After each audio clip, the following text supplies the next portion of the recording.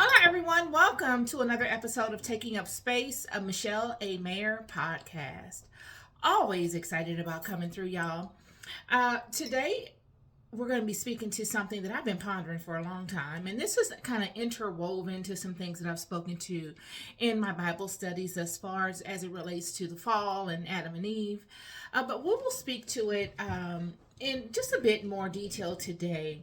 Over the past week, I couldn't help but notice that the Super Bowl was held in Louisiana. It was held at the Caesars Superdome. And when I saw that, it spawned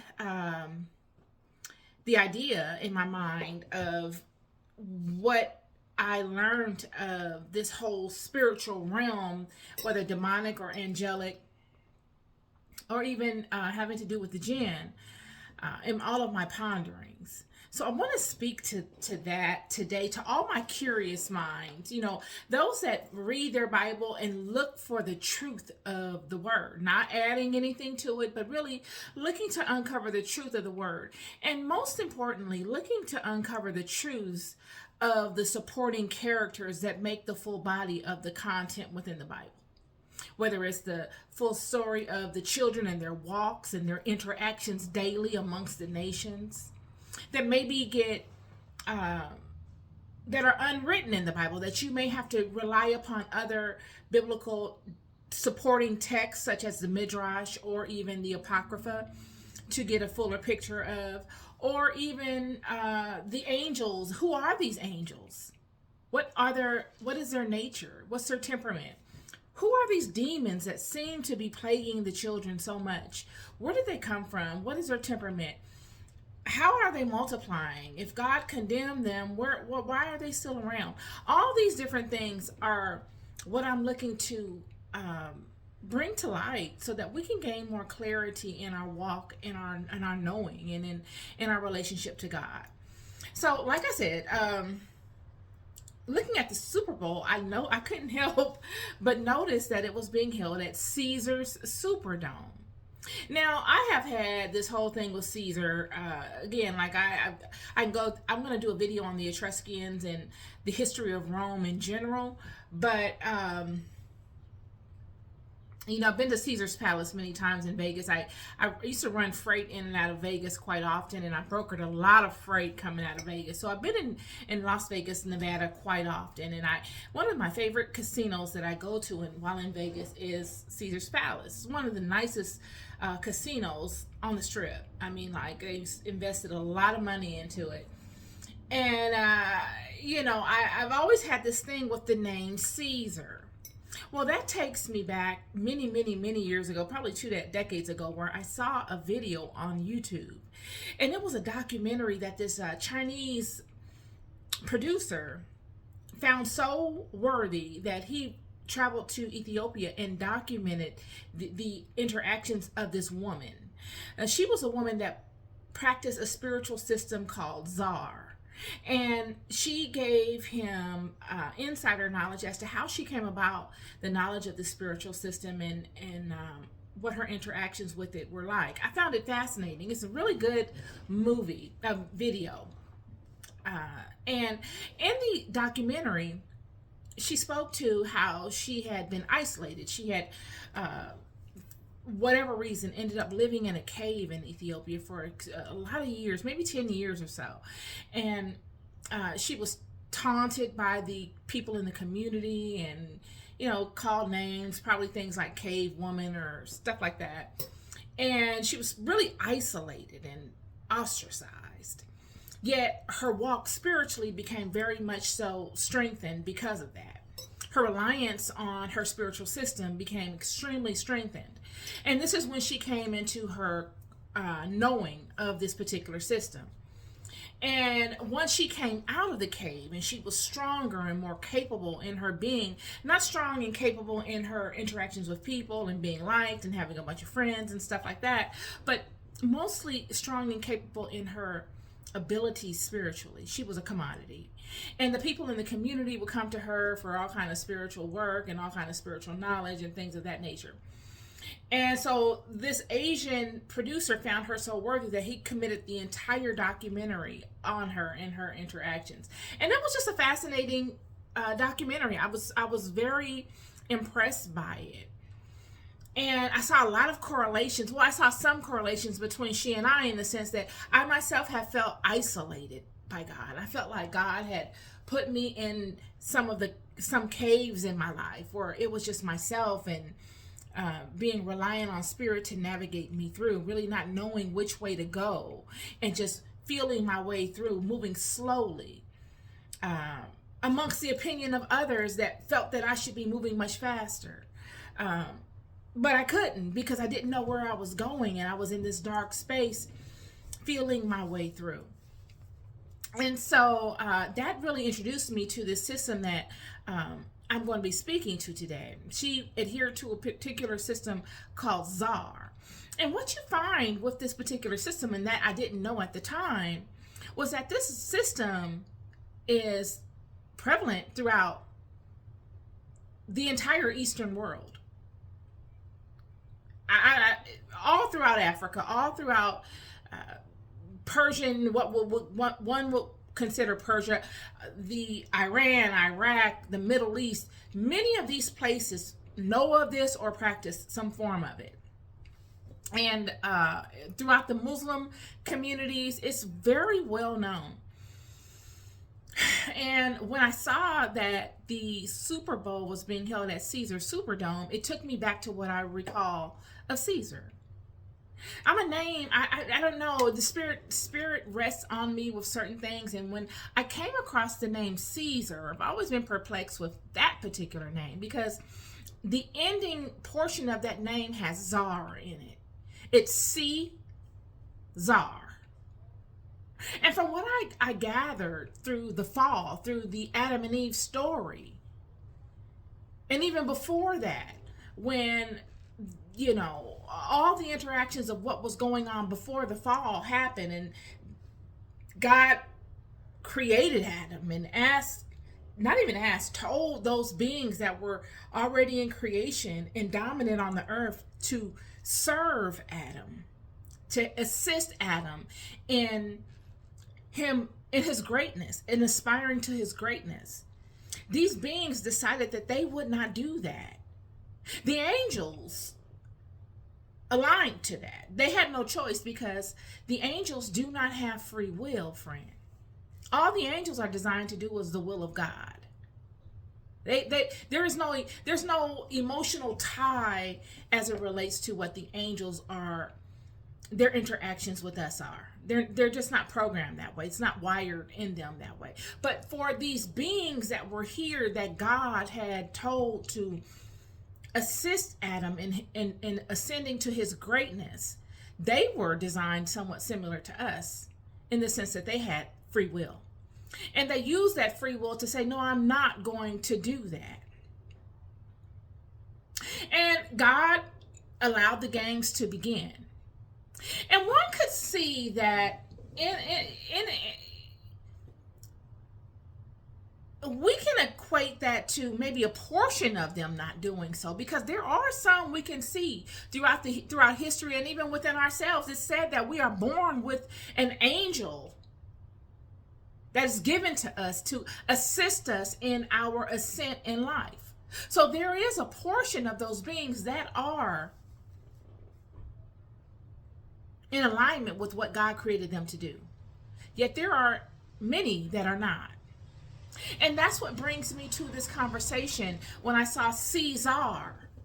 These beings that God told to assist Adam, and that rebelled and said they wouldn't, were bound to the water. They're bound to the sea. And the word Czar, when many hear it, they think of an entity, a spirit. It's not a spirit. It's a hierarchy of spirits.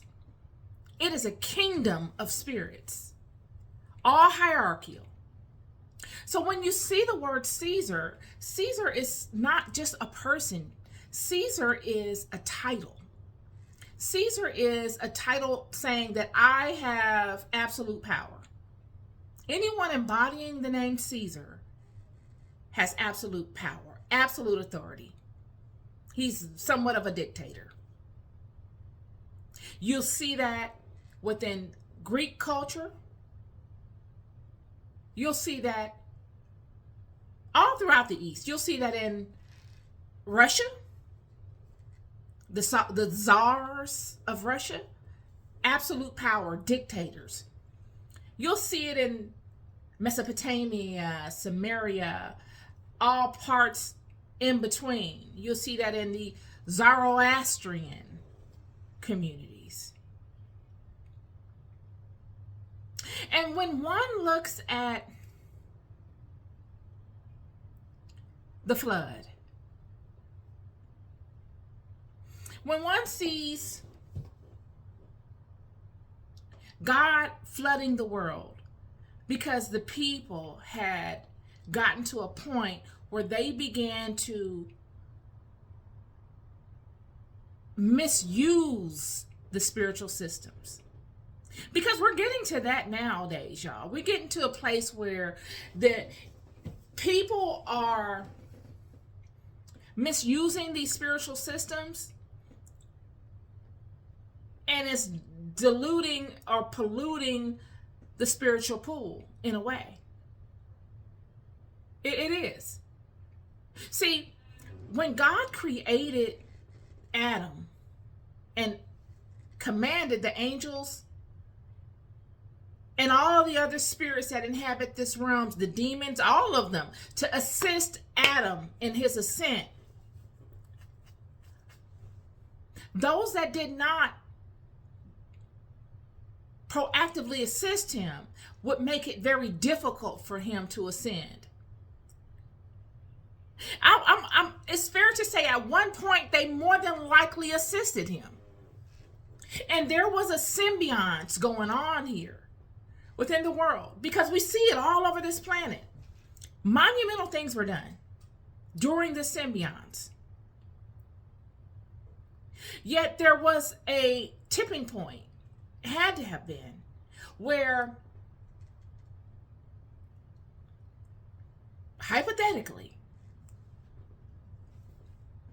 those spiritual entities that work very closely with mankind or humans, yet work in the invisible realm, know far greater than we know, said we could change this whole situation up. We could actually have them serve us. They wouldn't even know that they're in the error. They wouldn't even know any error in it. And somehow, some way, they were able to do that. It seems as though. Because if you look at the state of affairs today, it is absolutely positively mirrored. We have no clue as to what the heck is going on around here. None. What little clues we have, they've got us beat by 100, 200 years. I mean, yeah. So that symbiotic relationship that we had with those spiritual beings, when you look at King Solomon, if you want to deny it and say, well, no, you're over there looking at, you're letting Satan lead you astray, and you shouldn't focus on that. Well, I'll have to relate to King Solomon, King David's son. One of the second person in the Bible outside of David that God said he loved so much. God gave him permission to call upon these same demons, these 72 demons, this hierarchy of demons, or let's just say spirits. And they even outsmarted him. They did the same thing to him that I'm assuming, I have to hypothetically assume that they did to those that came before him. They're volatile. This is volatile energy. This is energy that will always find a way.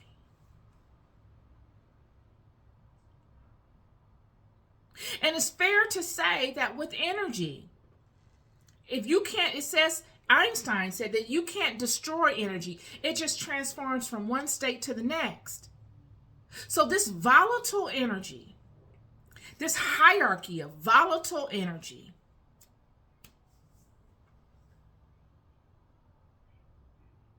whether it has a wicked spin on it or connotation to it now, through the test of time, this volatile energy will transform itself, or could transform itself, to its complete polar opposite and back, and then repeat the cycle over and over and over and over again. The only constant in this life is change.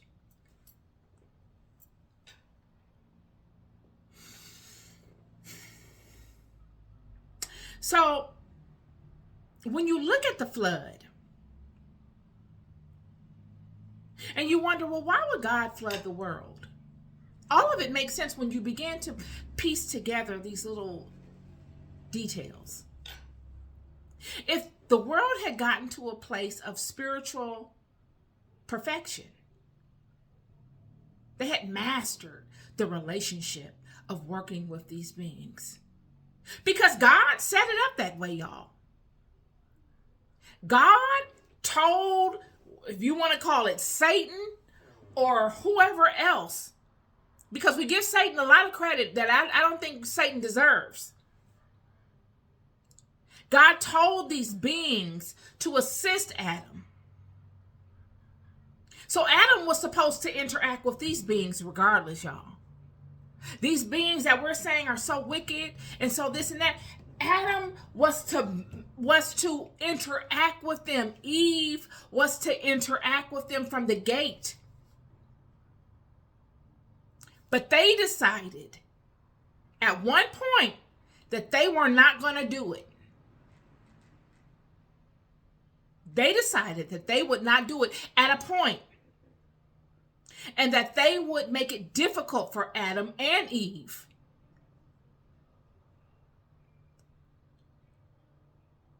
And all of them in conjunction with one another began to do that.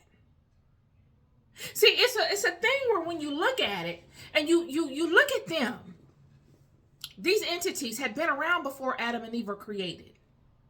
I know all of us want to say Satan. Okay, Satan is the one we call on and say, it's Satan and the devil. Satan and the devil are the two that we call on and say every time something goes wrong. But in this demonic kingdom, friend, what role does Satan play? What? He's the head of music. He's an artist. He's an artist. He's not a warrior. This is not a man of war. This is a musician, singer kind of guy. Now, that does not mean that he don't have any power, because the power of sound, the power of melody is hypnotic. It is extremely powerful. But he is not a warrior. He's not. All of us are created with clauses within us. This is the masterfulness of God. God is no fool, friend. God created us, the jinn, the genies, the demons, the angels, all of them with a clause, just to safeguard the system. When all of these demons fell out of rank, they decided to rebel. They fell out of rank. We will get deeper into that another day.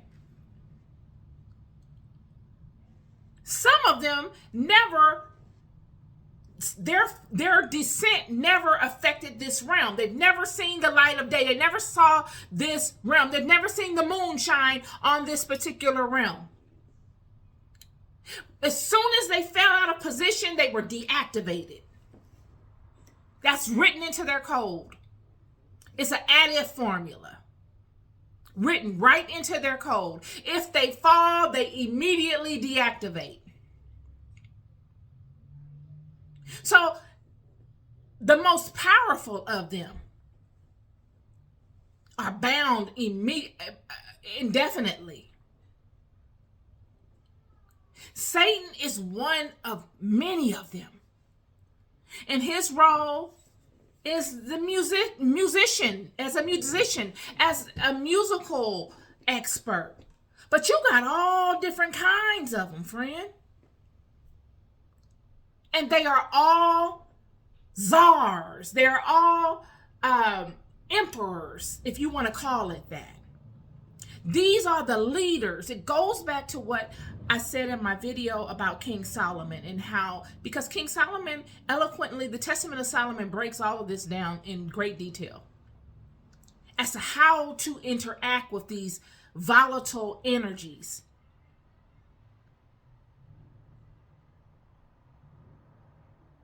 So when God flooded the world, God really didn't do anything to these entities, friend. If energy cannot be destroyed, it just transfers itself from one state to another. When God flooded the world and God condemned these entities to the water and said that they could no longer abide on the earth, on the land, he changed them from breathing oxygen, moving like you and I, to being bound to the subterranean, or not having a body.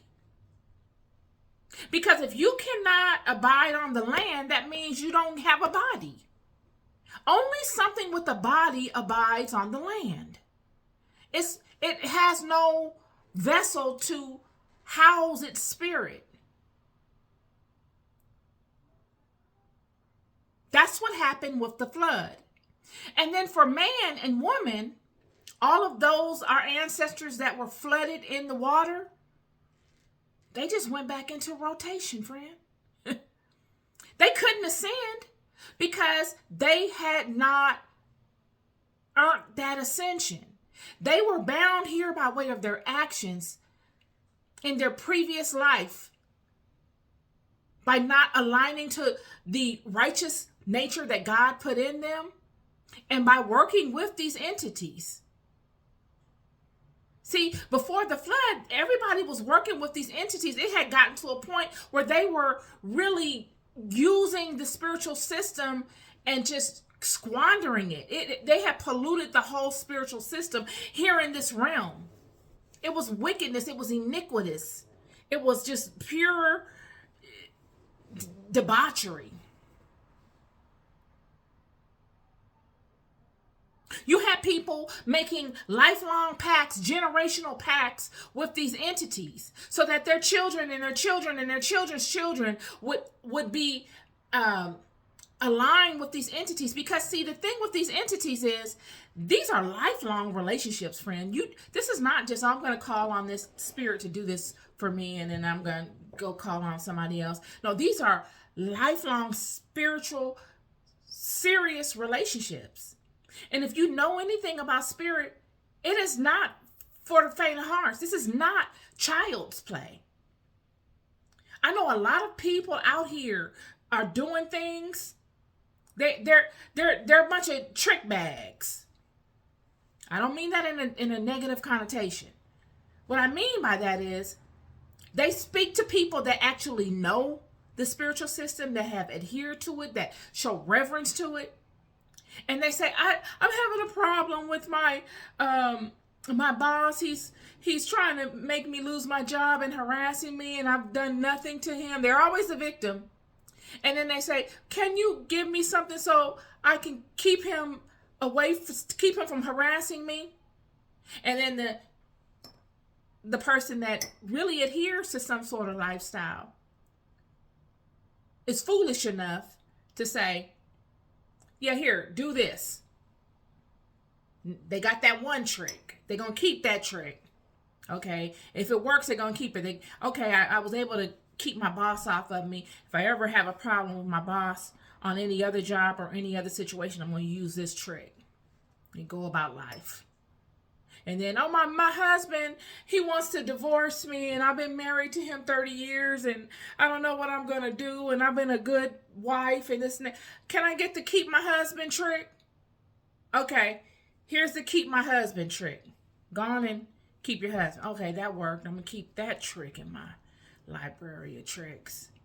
Oh, I have this lady, she hates me, and I've done nothing to her, and I need to punish her for hating me. Can you help me? Okay, here's the punish the enemy trick. All they do is accumulate a bunch of tricks. They never adhere to any spiritual system. They don't even want to. All they want is their will met. And you had a lot of this going on before the flood. Even nowadays, you got a lot of this.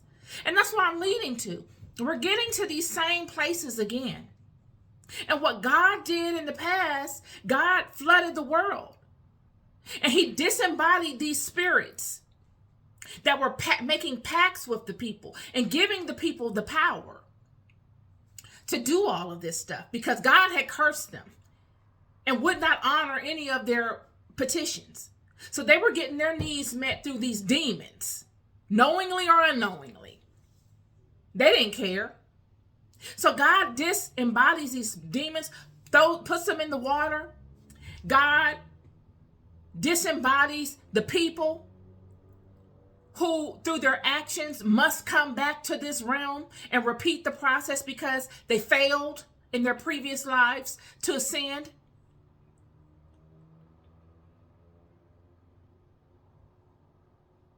And all is well. For a time. For a time. It is said of these spirits that they don't, when you look up the word zar in Hebrew, it says alien, strange, foreign, outside. And all of this ties back to everything we see in Scripture. Whether you believe or not, you got to connect the dots. Even an atheist can connect the dots, friend. These people were invoking something that was not natural or innate to them. And this is what Scripture speaks to time and time again. When God says, you're dragging me through all of your mess with you.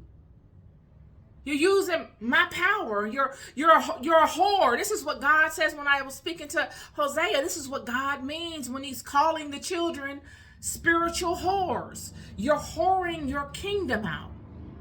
You're allowing that in to your kingdom to have dominion over you.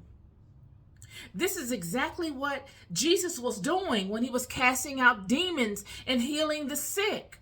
Because what happens is when you make relations with these spirits and you don't honor them, you have physical ailments. Even if you honor them, you can suffer physical ailments from the relationships.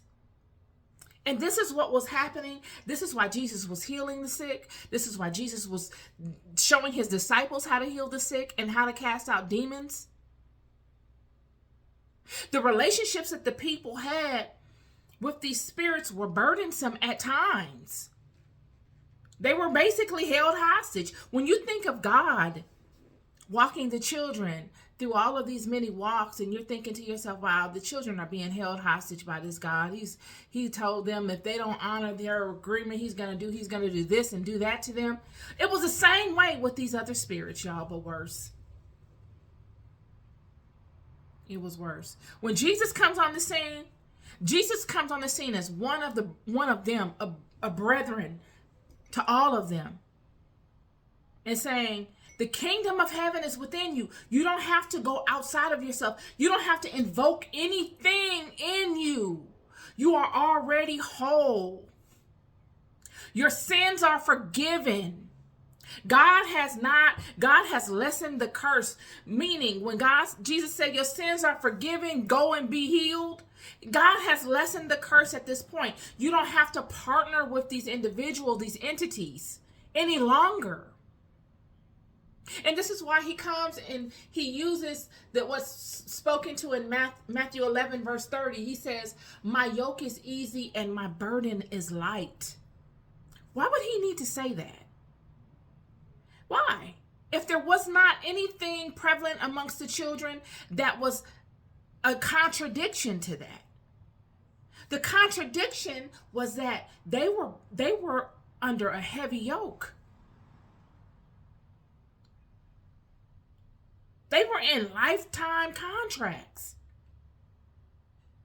And one thing you will know in the spiritual realm, friend, I don't care who you are. It's a serious game. Look, this is not go to church Sunday, praise the Lord, go back and do whatever you're going to do. This is a lifestyle. And this is what I mean by having people in your life that are spiritually grounded, spiritually strong.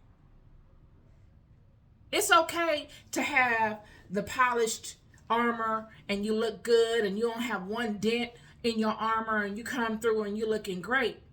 But you don't need that in a time of uncertainty. You need that one that has dings, dents, rust, broken pieces in their armor, friend. Because that person shows that they're capable. They're still standing, even though that armor is weathered and beat down. They've been through some things. They know how to interact in tight situations, especially, y'all, in dealing with spirit. I'm here to tell you. A lot of times we judge people and we say, oh, well, you always talking. You know, whenever you go through something in life, I remember I had a friend in my life that had suffered a significant experience, and it changed her. She was depressed, is not even the word. She was depressed. She was besides herself. You know, every time I saw her, she was talking fast. She had went into a mental health asylum because she had a breakdown. And my heart went out to her because I knew whatever she was wrestling with, she was really giving it her all to get over it. And she was probably struggling. And even though every time she came by, she was talking a lot, and her talking it made me nervous. I was patient with her because I knew her situation. A lot of times it's people in your lives that you will be like, oh, I hate to see them coming because they go, I understand their situation, but I just don't feel like hearing that today. Be patient with those people, friend, because you never know what a person is going through until it's you. You telling somebody you always depressed. I don't need your friendship. You always depressed. Friend, you don't know whatever is depressing that person might have took you out. So that level of depression that person is showing or exuding, you yourself couldn't have handled. Nor would, if it been you and had you been privy to what that person went through, you would be applauding them. That's all that they're dealing with. You would say, you're doing good. Friend, I'm so proud of you. You're doing good. These are the things, y'all. We've got to get to a place where we empathize with one another. Yet, I brought this conversation up related to Caesar and all these different spiritual beings because they are prevalent and they are very, they've always been prevalent. And they're right in front of us and we don't see them. And we typecast them as this and as that. When really, I'm telling you, I don't know how it's going to come together, friend. I'm just one of you. I'm just your sister here expounding upon revelations that I've had and experience that I've walked through. And I'm here to tell you that I don't know how it's going to come together, but I surely believe that it's all going to work to one central thing. All of it. Just like I did the video on the tribe of Dan and the video on the Bronze Age, and I spoke to the tribe of Dan and how they were left out of the 144,000. But we will be surprised. Nobody gets left out of anything, friend. Everybody has a role to play. If they are one of the 12 tribes, then they are one of the 12 tribes, and God will reconcile such. When we look at the jinn and the shaitans and all of the fallen ones, they all will be reconciled as well, friend. What you and I must do is make sure we stay on the straight and narrow and worry about our own paths and not judge one another and say, oh, God is going to do this to you and God is going to do that to you. And because I am judging you and saying that God is going to do this to you and God is going to do that to you, I feel better about myself. No, you must allow God to move in your life. Not take nothing personal. I know it's hard. God knows I know it's hard. But it's not hard when you realize your role. It becomes extremely easy when you sit down and you say, okay, what is my role again? Okay. It leaves you like that. But when you don't acknowledge it, it becomes heavy on you and you want to be the creator. You must know your role and play your position. Keep going. Keep going. Know that you're loved. And keep going. This is my podcast conversation for you today. I'm always looking to be useful and offer up things that Spirit moves me to speak to. And this is one of them. Caesar. There's many Caesars, friend. It's not just Julius Caesar. Caesar is the name of an emperor. He is the highest portion. He's the highest of the house. And this Caesar and all of these labels, as it has to do with Rome, is of a society of people prior to Rome. That Rome just came in and superimposed itself upon. It's also interesting. Until next time, peace and love.